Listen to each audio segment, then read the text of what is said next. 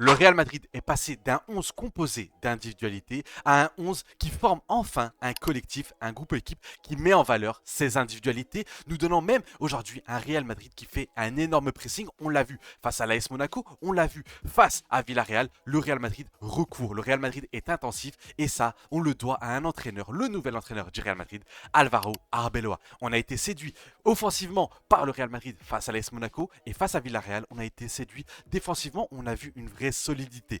Petit à petit, Alvaro Arbeloa est en train de changer le visage de ce Real Madrid et lui donner une âme et surtout une patte. Alvaro Arbeloa. Un Kylian Mbappé en mode CR7, c'est-à-dire que même si dans le contenu c'est pas exceptionnel, eh bien il plante ses buts qui sont très importants, qui permettent de donner la victoire au Real Madrid. Un Vinicius qui sur son côté gauche est en train de se régaler, de faire la différence, ce qui nous donne un duo Vinicius-Mbappé qui fonctionne très très bien. Un maestro au milieu de terrain qui est Arda Güler qui est en train de confirmer pour l'instant qu'il peut être le chef d'orchestre de cette équipe du Real Madrid en étant le métronome tout simplement. Eh bien pour l'instant ce Real Madrid est en train d'évoluer, est en train de grandir match après match et le prochain match est en Ligue des Champions face à Benfica et on se retrouve donc aujourd'hui pour donner mon 11 idéal de ce Real Madrid pour affronter l'équipe de Benfica en Ligue des Champions. Et avant de parler de ce match très hypant pourquoi? Parce qu'aujourd'hui on a enfin une hype pour parler du Real Madrid, pour regarder le Real Madrid. On prend du plaisir avec ce Real Madrid et ça faisait tellement longtemps. Mais avant d'entrer dans l'analyse, je prends quelques secondes pour remercier toutes les personnes qui vont liker la vidéo. Vous le savez, ça fait extrêmement plaisir et ça aide énormément. N'hésitez pas à commenter en me donnant votre 11 idéal, mais aussi en critiquant le mien et en me disant si pour vous, vous êtes hypé quand vous voyez un match du Real Madrid.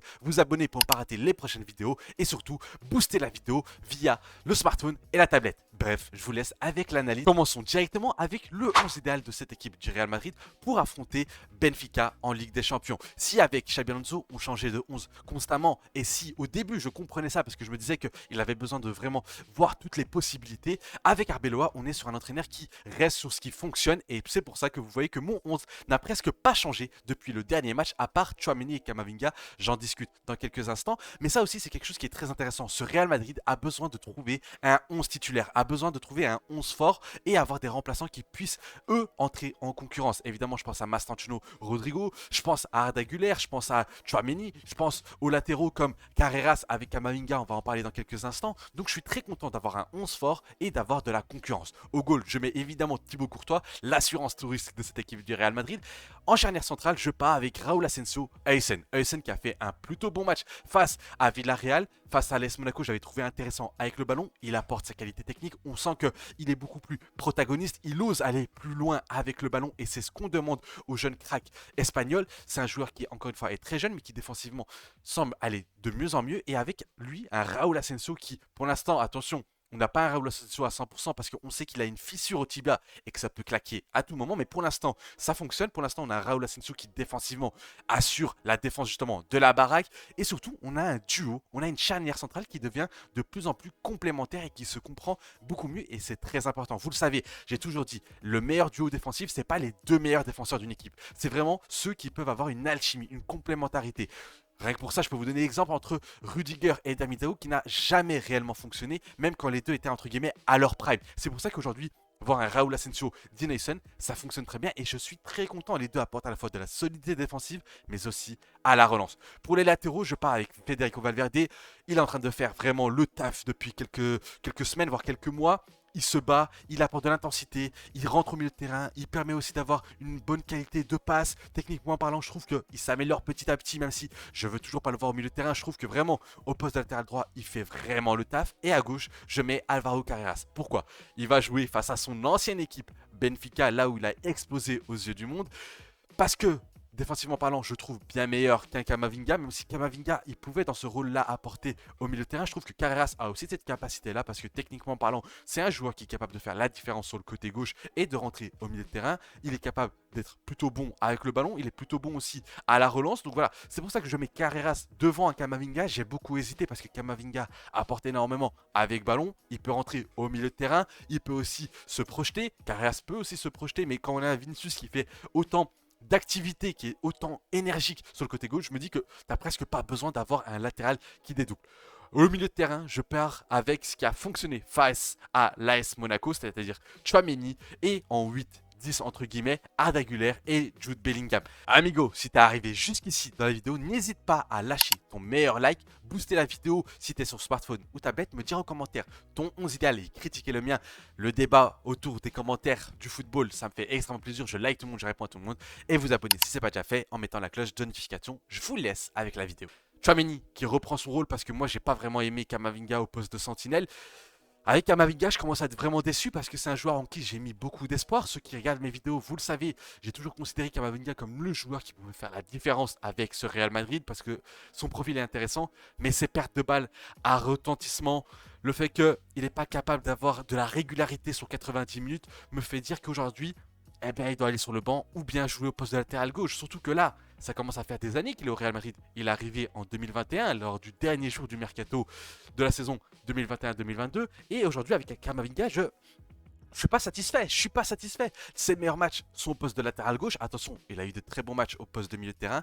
Mais je suis pas satisfait. C'est pour ça que je mets en tout cas un Tchouaméni qui techniquement est moins fort qu'un Camavinga, mais qui défensivement bien meilleur, qui aujourd'hui est un réel patron de cette équipe du Real Madrid, qui peut s'incruster dans cette défense à 3 pour vraiment donner ce 3-4-3 qu'on a vu face à l'AS Monaco avec des ailiers, des latéraux qui peuvent intervertir entre eux. Donc voilà, Tchouaméni offre beaucoup plus de possibilités, donc évidemment je le mets au poste de numéro 6 et vous le savez qui peut rentrer en tant que troisième défenseur central et qui va aider à la relance. Les milieux de terrain, je pars avec Arda Güler et Jude Bellingham. Jude Bellingham qui reprend petit à petit son niveau au poste de numéro 8 plus bas, on voit beaucoup moins un Bellingham qui va au poste de numéro 9. J'ai vu lors de déclarations en Espagne que certains disaient oui mais Bellingham il ne faut pas lui donner un poste de prédilection, il faut vraiment lui laisser la liberté. Je suis désolé, aujourd'hui quand on donne à Bellingham trop de liberté, on le retrouve juste à côté de Kylian Mbappé et aujourd'hui on a besoin de l'international anglais au poste de milieu de terrain. Arda Güler qui réalise une prestation encore une fois face à Villarreal ultra intéressante, c'est encore une fois un joueur qui est magique. On le voit, le Real Madrid fait complètement confiance maintenant en Mascherano et Arda Güler. Même les joueurs et les leaders de l'équipe disent qu'ils ont besoin d'Arda Güler pour mieux jouer. Il te fait encore une fois un match où il crée des occasions, il t'aide à la relance, il permet à cette équipe du Real Madrid de pouvoir avoir un gain de technicité. Il est désormais officiellement le joueur qui s'est créé le plus d'occasions au Real Madrid, enfin en Liga surtout, même plus qu'au Real Madrid, parce que ça y est, c'est le joueur avec le plus d'occasions créées dans le championnat espagnol, avec 52 devant Kylian Mbappé qui a 51. On a un joueur qui se régale, qui a sa patte gauche exceptionnelle, qui te fait des centres exceptionnels. Dans le match face à Villarreal, dans un registre différent du match face à l'AS Monaco, où il était là en train de changer les ailes, de faire avancer le jeu par la passe. Même en termes de dribble, il y a une action où il part sur le côté droit, dans des enjambées, où il commence à éliminer deux joueurs pour tirer. Le joueur est en confiance, le joueur a la confiance du coach, et Arda Güler pour l'instant c'est un régal, c'est ce Arda Güler qu'on veut voir, c'est le Arda Güler qui prend le jeu à son compte pendant 90 minutes, en tout cas pendant toutes les minutes où il est sur le terrain, et c'est ce qu'on voit depuis 2, 3, 4 matchs depuis l'arrivée d'Arbeloa, et c'est ça qui me fait plaisir. On voit même un Arda Güler qui est plus fort qu'avec Xabi Alonso à ses débuts, et ça me fait extrêmement plaisir. Pour l'accompagner, vous pouvez le voir que je vais avec Bellingham qui lui apporte un peu cette intensité, qui apporte ce gap physique, qui apporte aussi techniquement. Très content de voir Arda Güler. Pour l'attaque, je pars avec Mascherano, Mbappé et Vinicius Junior. Mascherano qui, encore une fois, a fait un bon match face à Villarreal. Et avec Mascherano, ce que j'aime avec lui, c'est que malgré ses 18 ans, il t'apporte un équilibre. Il t'apporte un équilibre. Pourquoi? Parce que, attention, Vinicius et Mbappé courent énormément. Ils font des pressings, on l'a vu lors des derniers matchs. Ils sont impliqués défensivement. Mais avec Mascherano qui redouble d'efforts défensivement, qui fait le pressing, qui revient défendre, qui revient aider Valverde le poste de latéral. On a un Mascherano qui fait énormément de bien sans ballon. Et avec ballon, on a un Mascherano qui prend de plus en plus confiance. Qui avec ballon commence à chercher un peu plus le 1 contre 1. Qui commence à percuter, à combiner. Et on a un Argentin au pied gauche de 18 ans qui pour l'instant est en train de se régaler. Et pour moi, tant qu'il joue comme ça, il gardera sa place en attendant que Rodrigo revienne à son meilleur niveau. Et ainsi installer une concurrence entre le Brésilien et l'Argentin.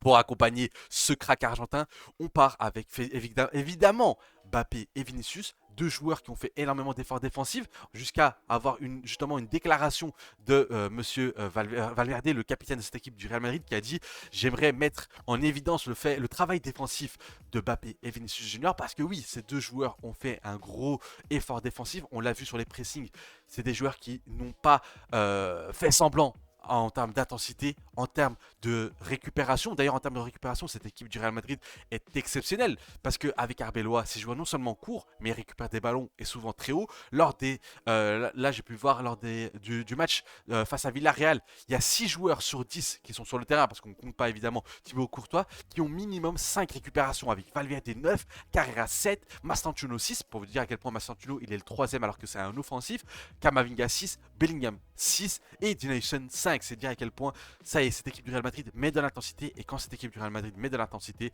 on se retrouve avec une équipe qui est très très bonne. En plus d'être très très bonne offensivement et d'apporter de l'intensité, on voit que ça y est, le Real Madrid arrive à être solide défensivement. Le Real Madrid concédait énormément un gros volume de tirs cadrés lors des gros matchs à l'extérieur. 7 face à l'Atlético, 9 face à Liverpool, 8 face à l'Olympiakos, 6 face à l'Atlético et 7 face au Barça. Eh bien, le Real Madrid maintenant a concédé une seule occasion face à Villarreal, en sachant que Villarreal se procurait énormément d'occasions en Liga, qui est une équipe très intéressante, parce qu'il y a beaucoup qui disent « Ouais, mais Villarreal, c'est pas une si grande équipe. Troisième du championnat, ça marque minimum 2 buts par match en Liga. C'est une équipe qui marque énormément, très offensive, et on a réussi à totalement annihiler justement cette équipe du sous-marin jaune. » Kylian Mbappé, exceptionnel, il met son doublé, il fait pas un match exceptionnel comme je l'ai dit en introduction, c'est-à-dire il fait un match à la CR7 à l'époque où parfois dans le contenu c'était pas intéressant, il était assez brouillon, il ratait beaucoup, mais il sort à la fin du match, feuille de match, doublé très important. Cette saison, en 32 matchs, on a un Kylian Mbappé qui est sur 47 goal assists, on est en janvier. 47 goal assists, c'est dire à quel point c'est énorme. On est sur un joueur qui, écoutez-moi bien, 32 matchs, 39 buts.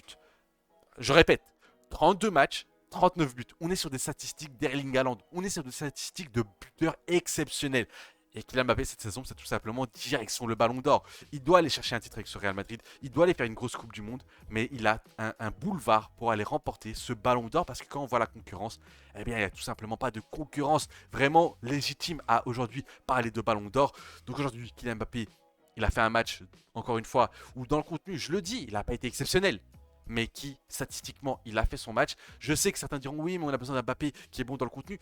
Oui, sauf qu'à gauche, il avait un Vinicius Junior qui faisait le contenu. On avait un Vinicius Junior. C'est pour ça que moi, à l'arrivée de Kylian Mbappé, je parlais de ce duo-là. Pourquoi je parlais de ce duo-là? Parce que je disais, pour moi, avoir un Mbappé qui marque des buts et un Vinicius qui fait le travail à gauche, c'est tout ce que je demande. Je me fous que Vinicius ne marque pas beaucoup de buts. Tant que Mbappé marque ses buts et que, justement, grâce à Vinicius, il puisse marquer énormément de buts. Parce que hier, on a encore une fois, enfin, face à Villarreal, on a eu un Vinicius Junior qui, première mi-temps, c'était assez brouillon. Deuxième mi-temps, excusez-moi, on a eu un Vinicius qui exceptionnel, qui fait la différence, qui percute, qui est rapide, qui élimine, qui dribble. Un Vinicius Junior do Brasil et qui va donner du coup une passe décisive à Kylian Mbappé. Et c'est ça qu'on veut voir, c'est ce duo-là qu'on veut voir fonctionner. On s'en fiche si c'est Mbappé qui va à la fin avoir le man of the match, parce qu'aujourd'hui on a Mbappé qui récupère tous les man of the match, même si au final c'est souvent dû au nombre de buts qu'il met. Mais aujourd'hui on a un duo qui fonctionne, on voit les deux s'entendent bien sur le terrain, et ça commence à aller de mieux en mieux. Et c'est en ça que je veux mettre en évidence le travail d'Alvaro Arbeloa. Ils sont, pour l'instant, le travail du coach qui a passé quasi toute sa vie au Real Madrid est excellent. Je suis très content de ce qu'on voit aujourd'hui avec Arbeloa au Real Madrid. C'est très efficace. On a le retour de gros joueurs comme Arda Güler, comme Vinicius Junior, comme Bellingham. Défensivement, on redevient solide parce que, encore une fois, face à l'AS Monaco, on a été impressionné par la capacité offensive de cette équipe du Real Madrid. Mais face à Villarreal, on a été impressionné aussi par sa capacité défensive. Et on le sait, ce Real Madrid a besoin de se rassurer défensivement comme offensivement. Et au milieu de terrain, on a un maestro. On a quasi toutes les qualités pour aller chercher des titres en cette fin de saison, en cette deuxième partie de saison. Et oui, parce que moi je vois cette équipe aller chercher des titres. Pourquoi? Parce qu'on a un Arbeloa qui met au profit, à son profit justement, au profit de l'équipe, les individualités du Real Madrid. On a un collectif aujourd'hui qui fonctionne bien. Attention, ça demande confirmation, mais on a un collectif qui fonctionne bien, qui met en évidence des individualités et on voit en fait un entraîneur qui essaie d'exploiter au maximum le potentiel de ses joueurs, de Mbappé, de Vinicius, de Güler, de Bellingham, de Tchouaméni. Donc tout ça nous fait dire que même si, attention, il y a des carences dans cette équipe du Real Madrid, il manque un milieu de terrain organisateur pour laisser encore plus haut un Arda Güler parce que c'est un joueur qui doit être encore plus haut sur le terrain. Mais on voit que cette équipe a les qualités pour aller chercher un titre, pour aller chercher, pour rêver grand. Donc c'est pour ça que je suis très content. Pour parler un tout petit peu de Benfica avant que la vidéo se termine. Benfica, c'est pour l'instant, c'est une saison très compliquée. Troisième du championnat portugais. Ça a enchaîné quelques défaites. En Ligue des Champions, ils sont 29e. Quasi assurés d'être éliminés, de ne pas être dans le top 24. Même si, attention, une victoire pourrait leur permettre d'espérer atteindre ce top 24. Même si, attention, ça reste que très léger. C'est une équipe de Benfica qui a du mal. C'est une équipe de Benfica qui vit une saison noire. Vous pouvez demander à mon gars Davos. Mais qu'il va falloir faire attention. Mais moi, je pense que ce Real Madrid doit aller vraiment taper justement cette équipe de Benfica. Ils doivent être sans pitié, entre guillemets. Ils vont aller jouer à l'Estadio de la Luz, un beau stade au Portugal. Stade que connaît très bien Carreras, mais je vois ce Real Madrid, si on peut parler un peu de mon pronostic, je vois ce Real Madrid écraser cette équipe de Benfica. Je vois confirmer tout ce qu'on a vu face à l'AS Monaco et Villarreal. Je vois un Real Madrid qui va mettre plus 3, plus 4, voire plus 5 buts. Je vois vraiment un Real Madrid qui va aller tenter. D'un côté, on a un Kylian Mbappé qui va aller chercher un nombre de records de buts exceptionnel en Ligue des Champions. Il est déjà à 11 buts en Ligue des Champions en 6 matchs, c'est tout simplement en 5 matchs, c'est tout simplement hallucinant. Je vois un Real Madrid qui va écraser cette équipe de Benfica. Et si je dois donner mon score, je dirais 1-5 pour le Real Madrid. Eh oui, une nouvelle manita pour le Real Madrid. J'attends votre pronostic en commentaire. N'hésitez pas à me donner aussi votre 11 idéal de cette équipe du Real Madrid, votre 11 parfait pour affronter Benfica. Likez la vidéo les gars, c'est super important. Et boostez la vidéo si ce n'est pas déjà fait.